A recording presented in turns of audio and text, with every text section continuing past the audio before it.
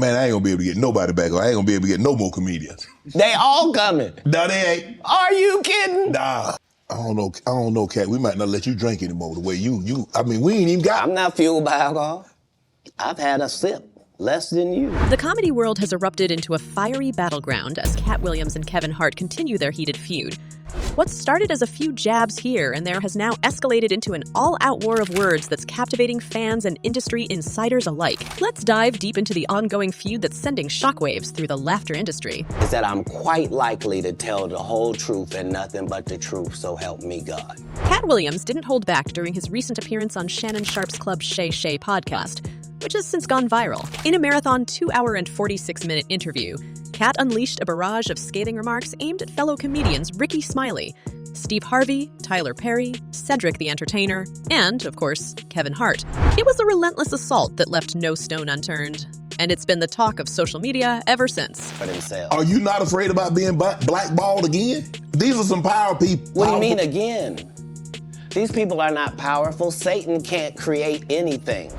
Williams accused Ricky Smiley of spreading lies about their roles in the cult comedy film Friday After Next, while he accused Cedric the Entertainer of stealing one of his jokes. But it didn't stop there. Katt took aim at nearly everyone in black entertainment, from Diddy to Tiffany Haddish to Martin Lawrence. He even spared no punches for podcast host Shannon Sharpe, telling him, "You having an unnatural allegiance to losers is not like you." The primary target of Katt Williams' vitriol, however, was none other than Kevin Hart. The feud between these two comedy giants has been simmering for years. Williams went after Hart's entire origin story, suggesting that he was an industry plant because of his immediate success in Hollywood following his move from the East Coast. In 15 years in Hollywood, no one in Hollywood has a memory of going to a sold-out Kevin Hart show.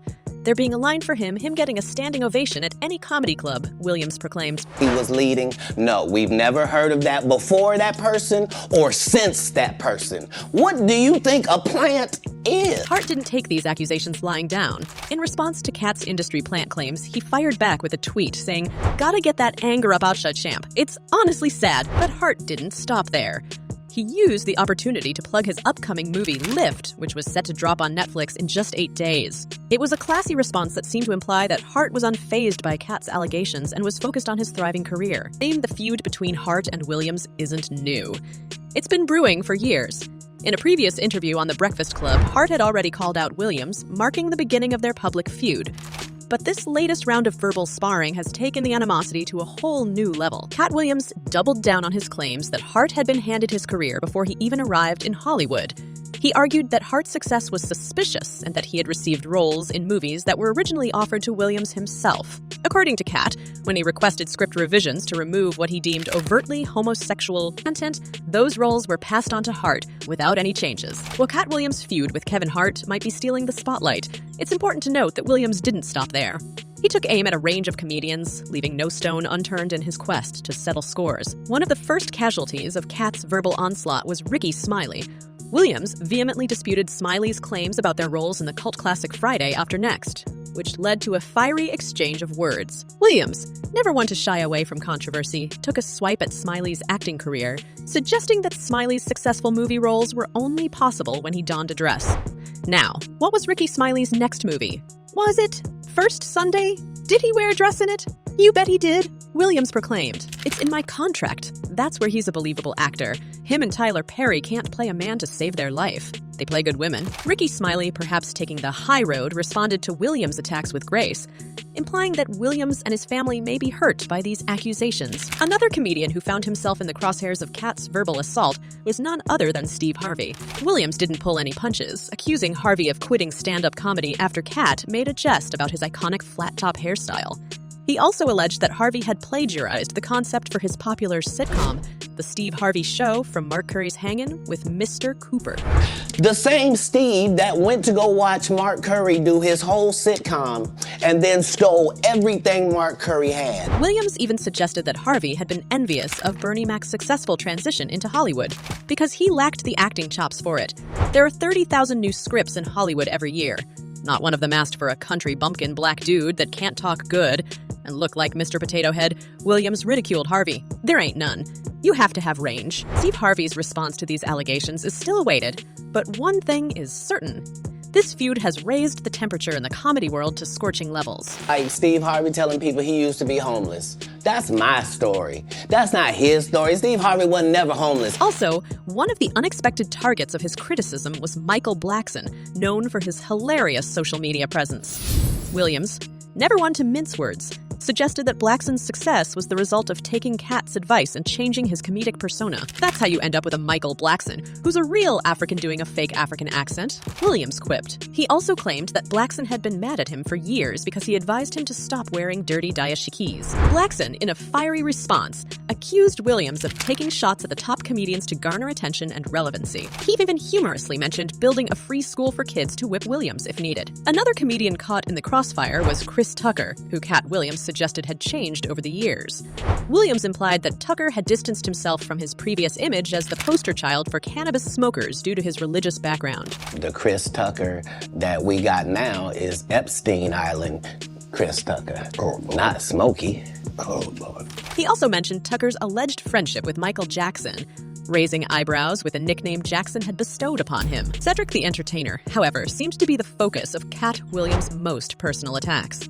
Williams accused Cedric of stealing one of his jokes, alleging that Cedric had closed his The Original Kings of Comedy routine with a joke strikingly similar to Williams. Cedric did the same thing. Cedric told you when you asked him, did you steal Katt Williams' joke? Yeah. He said, it don't line up. He also didn't hold back in criticizing Cedric's weight, claiming that Netflix and Tubi had refused to release Cedric's stand-up routines because they were unfunny.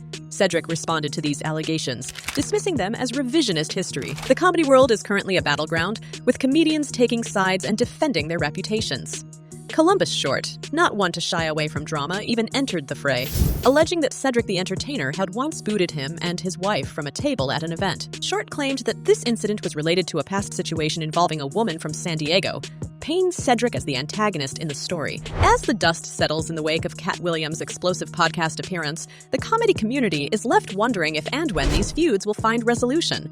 Will there be apologies, reconciliations, or even more fiery exchanges? In the swirling vortex of the Hart Williams comedy feud, the impact on the industry, particularly for rising comedians, can't be overstated.